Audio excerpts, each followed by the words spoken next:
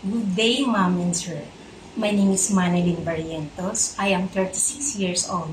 My height is 155 centimeter and my weight is 65 kilogram. I have no long-term medication or maintenance. I am a single mother of a 13 years old girl. I am a college graduate who took up Bachelor of Science in Hotel and Restaurant Administration.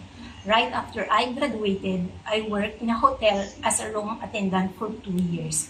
I also have my certificate in TESDA NC2 for caregiving.